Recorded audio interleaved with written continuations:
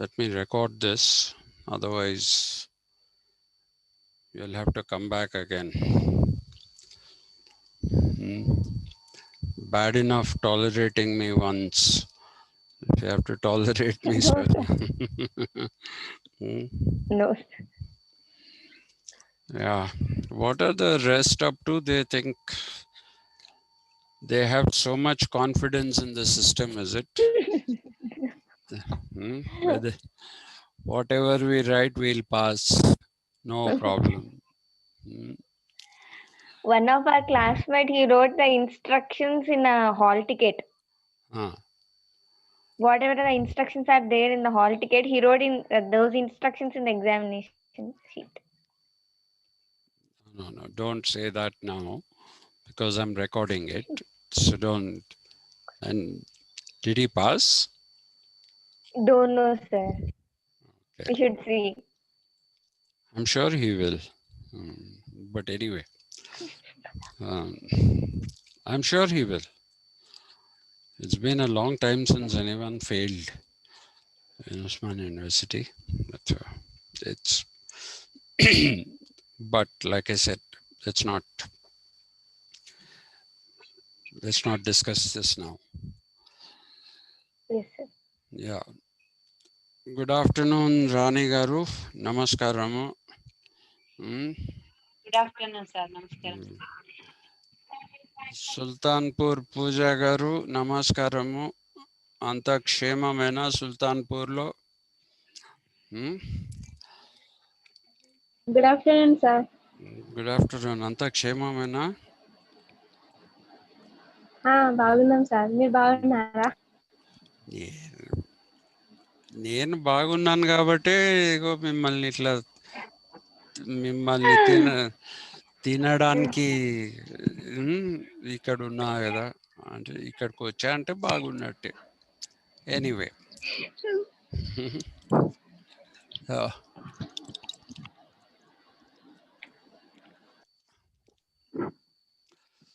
All right. I was basically, let's quickly go through what we were doing yesterday. We were talking about the idea of Neeti, and we were saying that there is a thing called Neeti Shastra. In fact, some people use it in the singular and say Neeti Shastra. Some people use it in the plural and say Niti Shastras. Apparently, there are many historical figures who have contributed to the idea of Niti. One striking example is once again from the Mahabharata. In the Mahabharata, there is a chapter called Vidura Neeti.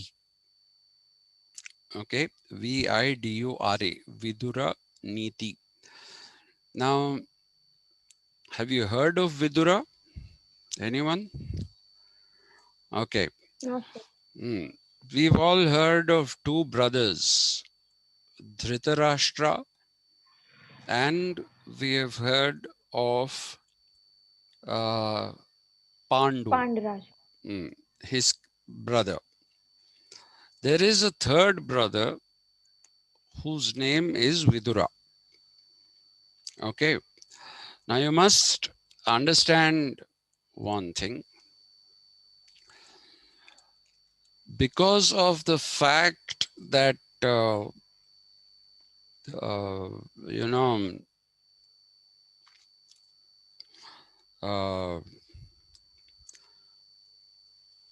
because of the fact that there was a need for having children. I forget the name of the king who passed away.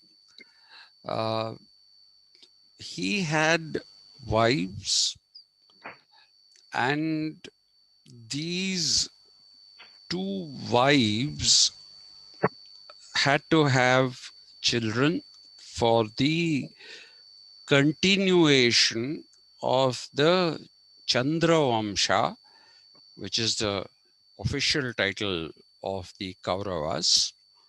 Okay, and also the lineage of Kuru. So the Rajmata basically summons Vedavyasa, Krishna Dvaipayana, to come and fornicate with her daughters-in-law so that they can have children. Okay, and so on her request, you find that uh,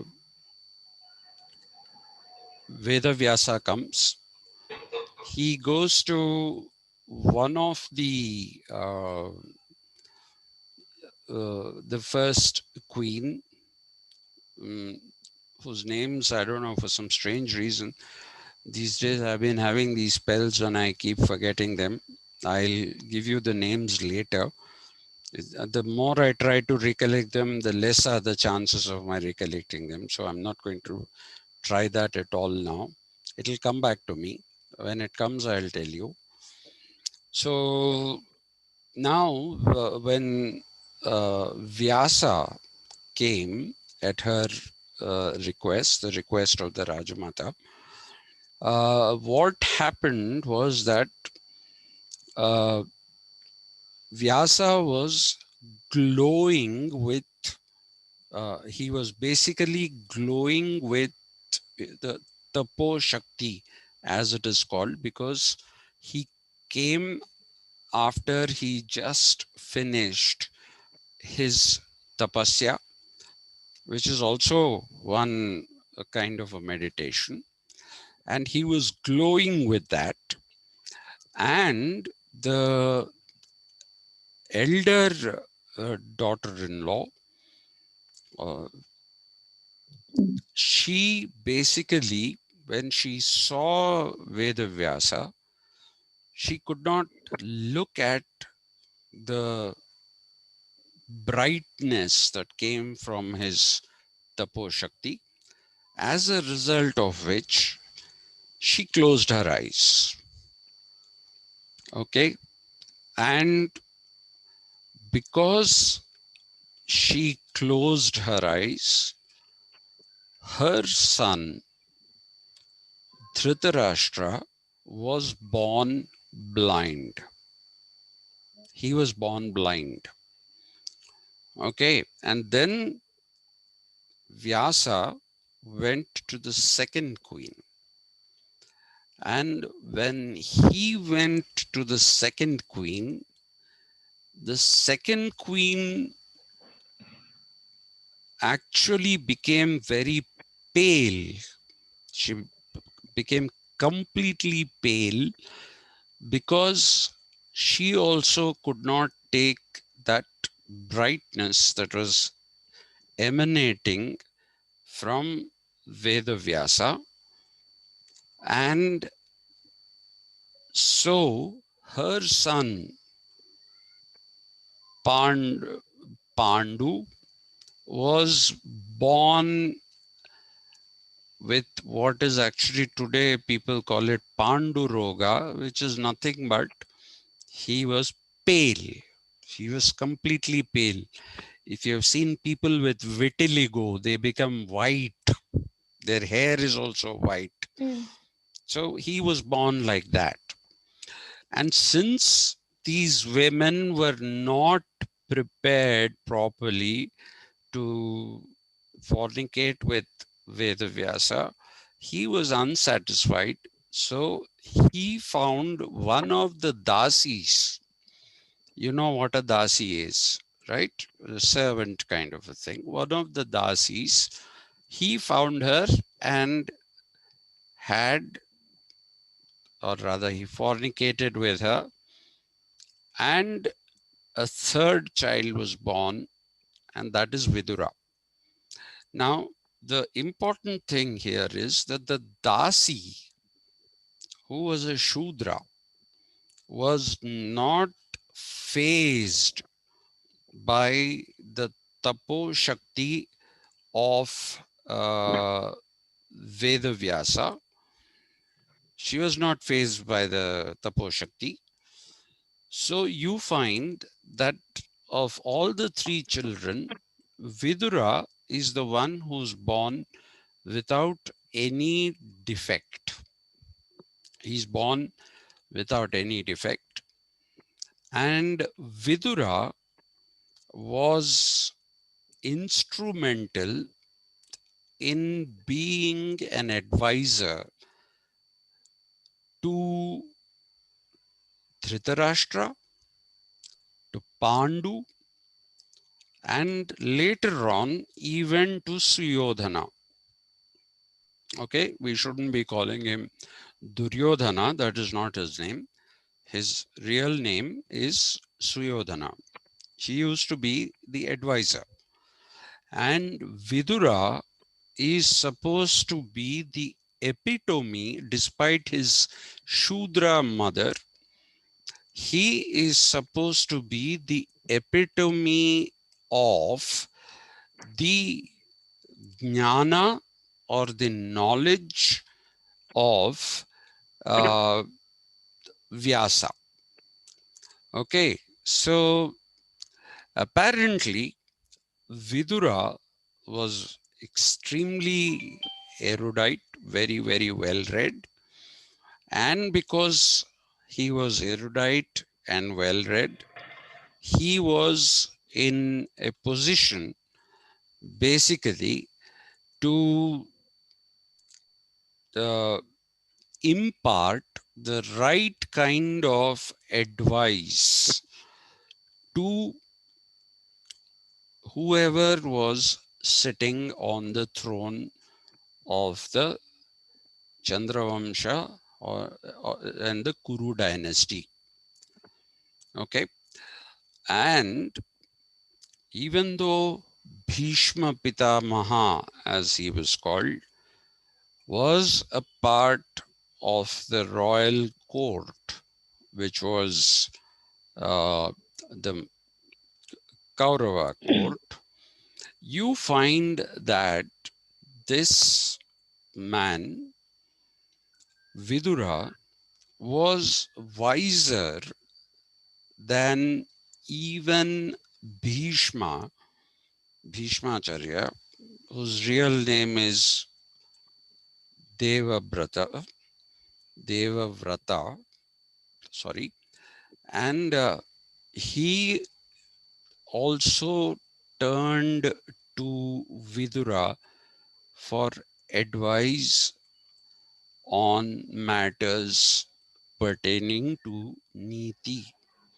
As a result of that, we have this whole thing called Vidura Neeti, and it's not a small part of the Mahabharata. It is an extremely big part. It is an integral part of the Mahabharata, and it is a documentation of the kinds of advice about what kind of niti to follow in what kind of situation that Vidura gave to not just the kings but also members of the Kaurava court and even the Samantas. Samantas are the lesser kings. Okay, so Vidura Niti is considered to be one of the most important sections of one of the most important sections of this uh, epic, which we call the Mahabharata. And this Vidura Niti, also some people not some people, many scholars of Sanskrit, they claim became the foundation of Rajaneeti Shastra.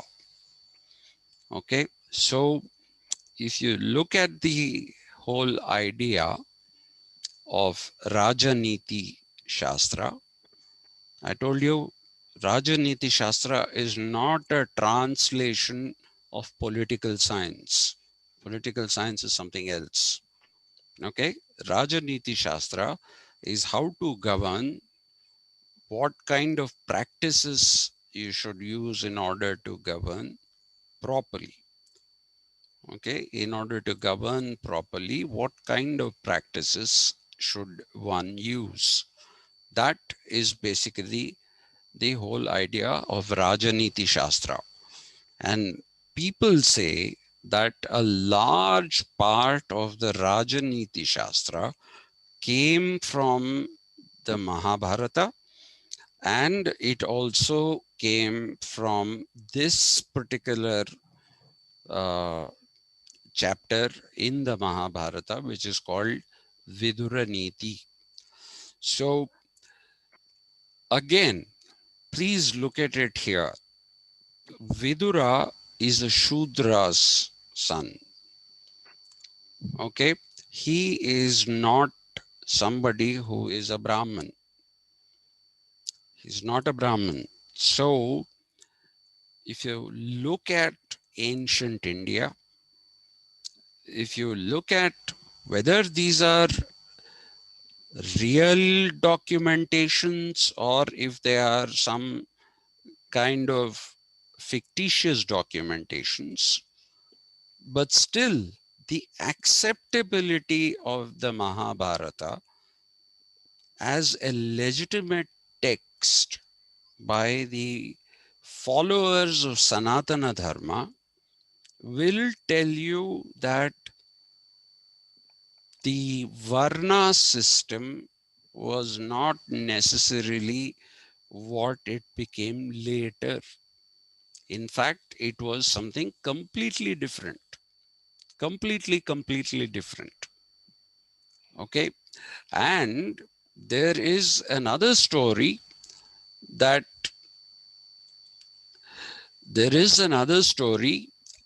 which basically says that one of the palanquin, you know what a palanquin is? Pallaki in Telugu. Okay. One of the palanquin bearers of Bhishma, Bhishmacharya, was also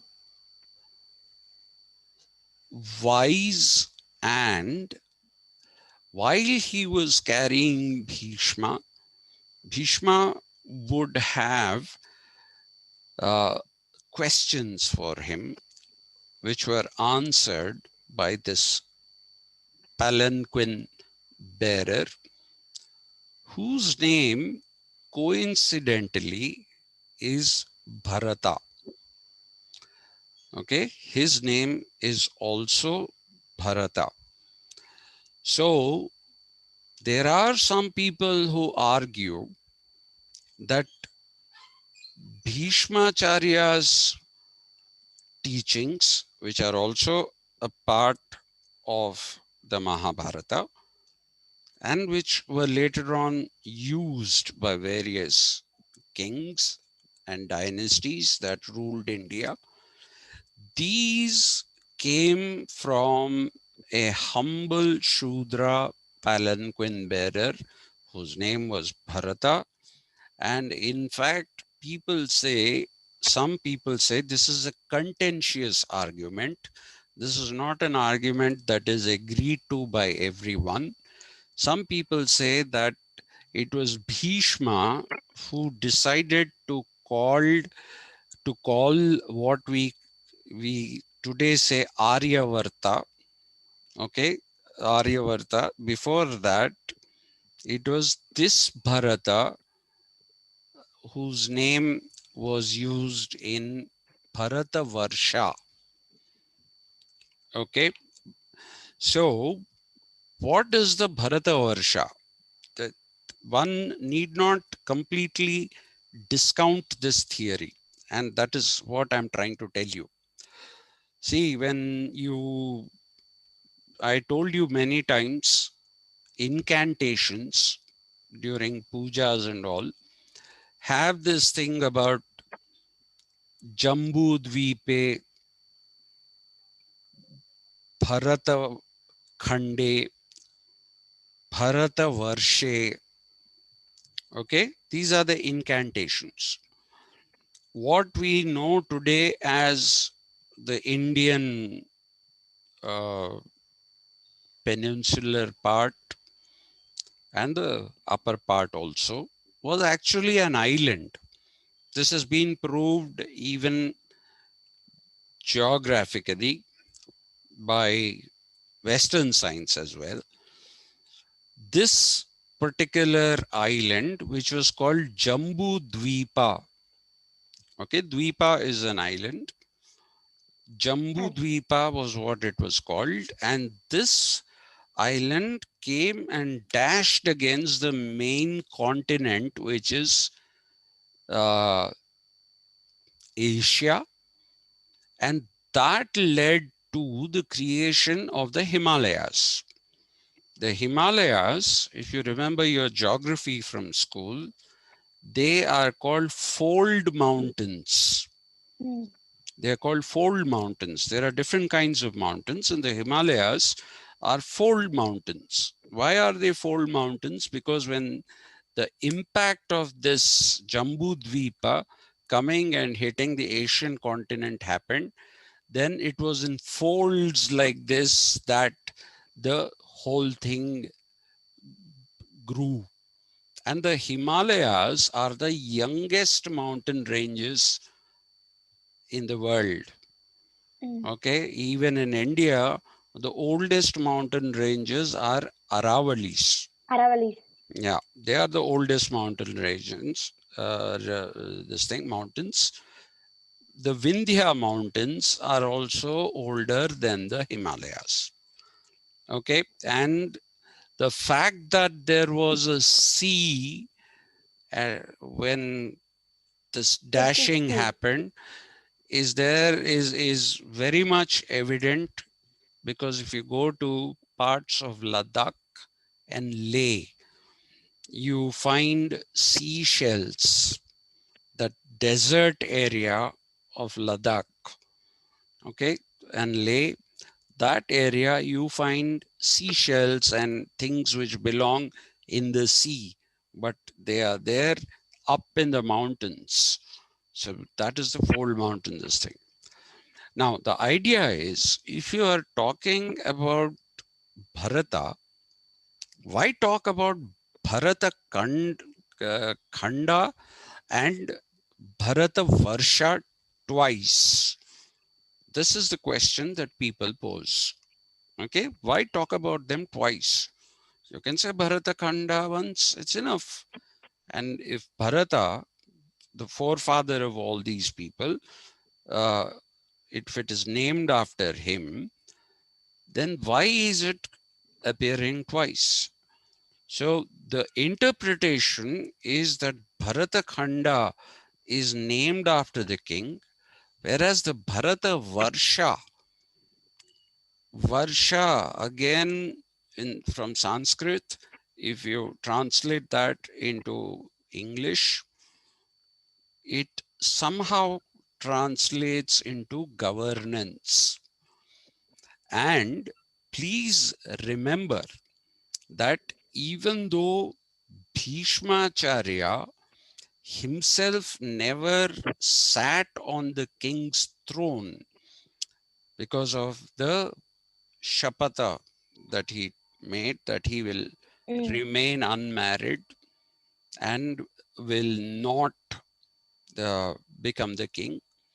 It was he who ruled in the name of the king till such time that these people were old enough to become rulers in their own right.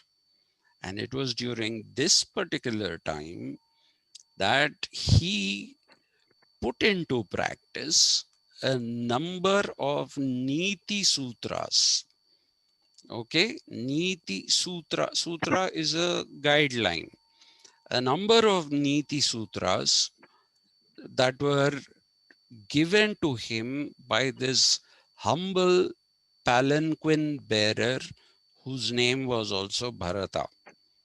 Okay, and it is for that reason that Bharata Khanda is referred to as once, and again a Bharata Varsha is referred to, because Bhishmacharya was somebody who benefited from the teachings of this palanquin bearer.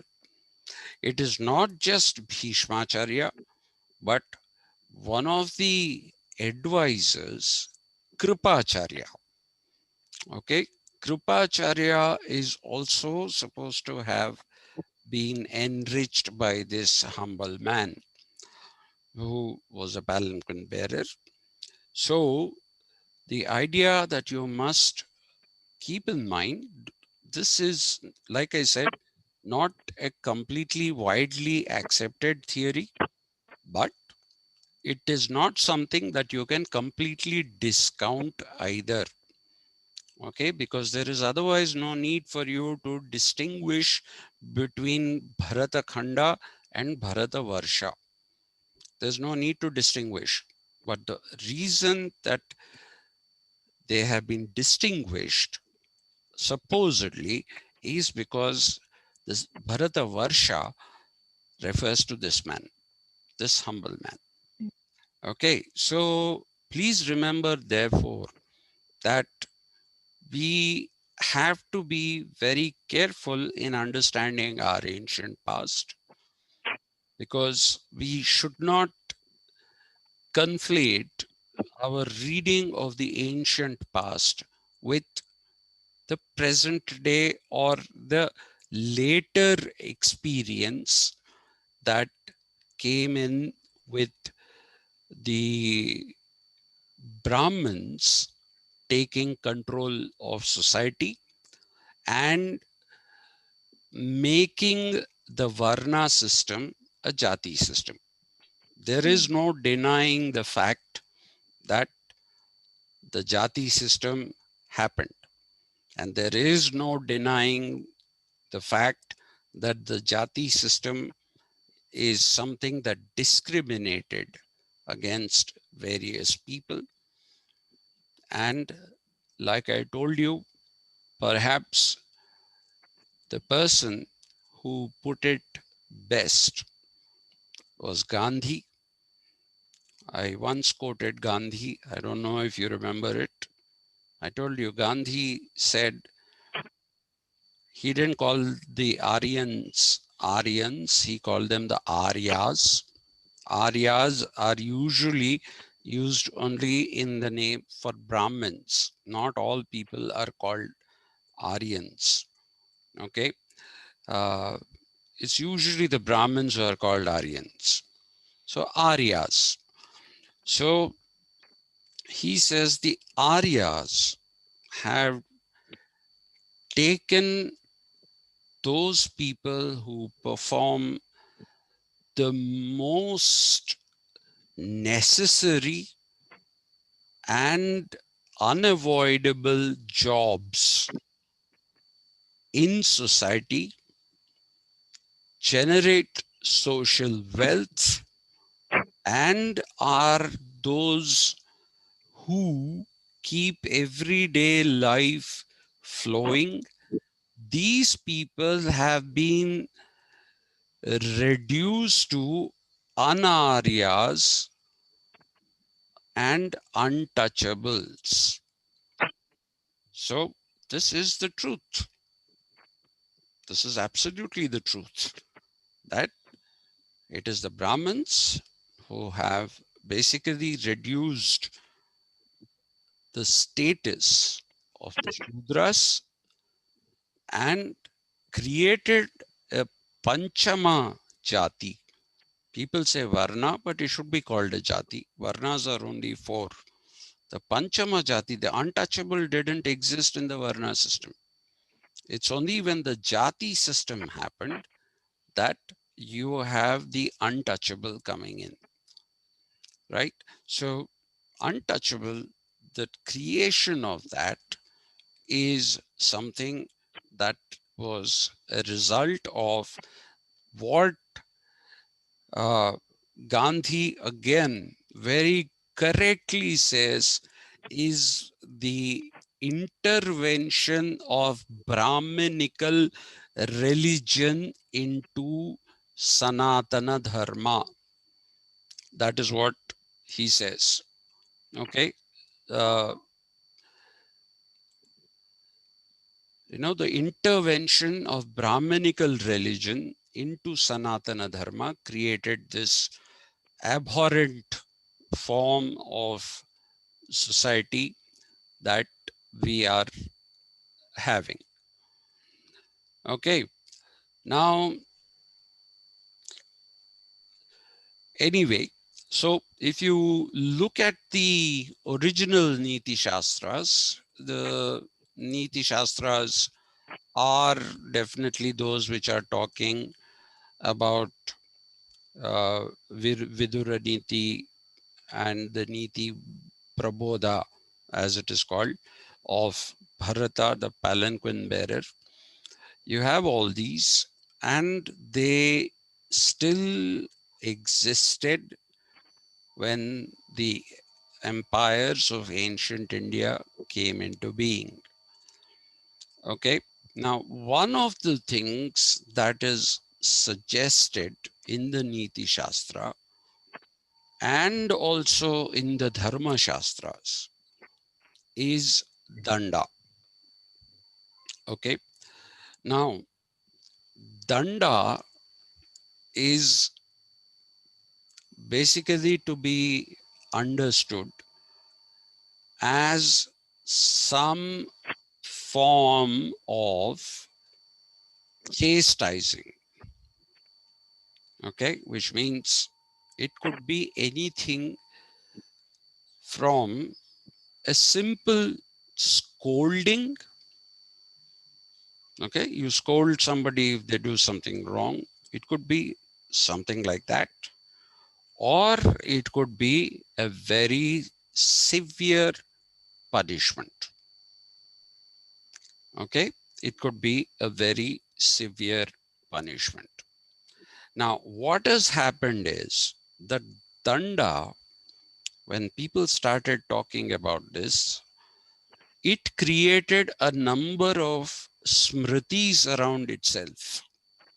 Okay, please, the underlying theme of ancient India is that nothing was written, it was all just spoken. Okay, it was all just spoken.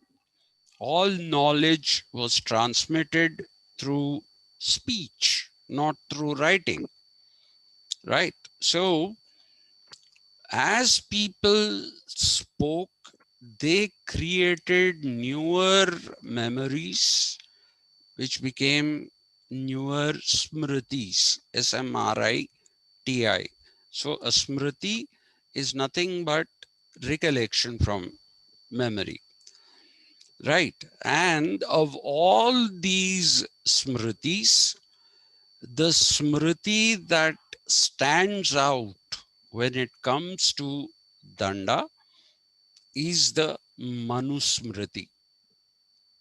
Okay, I also told you there is one Yajnavalkya Smriti. A lot of sages, okay, Bharadwaja Smriti. There are so many Smritis like this. But the Manu Smriti is the one that stood out because it was convenient for the Brahmins to basically use the this thing of, it was convenient for the Brahmins to use what Manu is supposed to have said. And like I told you, what we have today in the form of a Manu Smriti is the Smriti of the 14th Manu, not all the Manus. Okay, I told you that each Kalpa, which lasts 4,320 billion years, right, is the day in the life of the Brahman. And there have been 14 such kalpas. We are in the 14th kalpa. And in this kalpa, the Manu was a Kshatriya. Okay. And that is why there has also been a reinterpretation. If you remember when I talked to you about Vedas and Upanishads, though the Upanishads are derived out of the Vedas, they are nothing but parts of the Vedas. But what happened with the Upanishads is that newer practices, newer things were introduced into them, and there were revisions made to the Vedic practices. So sometimes the Upanishads don't agree with the Veda from which they came. Okay, because of the fact that there was an attempt to change what was happening. So Manu Smriti is more of an Upanishadic text rather than a Vedic text. You must understand that. Okay, because the Upanishads basically argue that some of the Upanishads, not all of them, not all the 108, some of them argue that the Kshatriyas are those who are more superior. So it was a Kshatriya Manu who gave these laws, and his idea of danda is very, very bad. Okay, it is extremely bad, and the Brahmins have happily followed the Manu Smriti and danda as punishment as enunciated by Manu, rather than taking the other like Vidura Neeti, Bharatavarsha, Bhishma Charya's sayings. Instead of that, both the Brahmins and the Kshatriyas clung to the Manusmriti and the terrible, ghastly punishments that it tried to mete out to the people who were in the Shudra and the Chandala. The Manusmriti creates the Chandala. Chandala is the untouchable. Okay, that is the Panchama Jati. Right? So it is through the Manusmriti that this Danda thing gained its notoriety as as an inhuman and terrible form of punishment. So there is no such thing as Danda Neeti Shastra that I have put there. There is no such thing. Some people write that. I put that there because some people say Danda Neeti Shastra. Danda is derived mainly, danda, punishment, is derived mainly out of Manusmriti.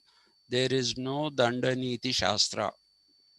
Okay, and these punishments are terrible punishments.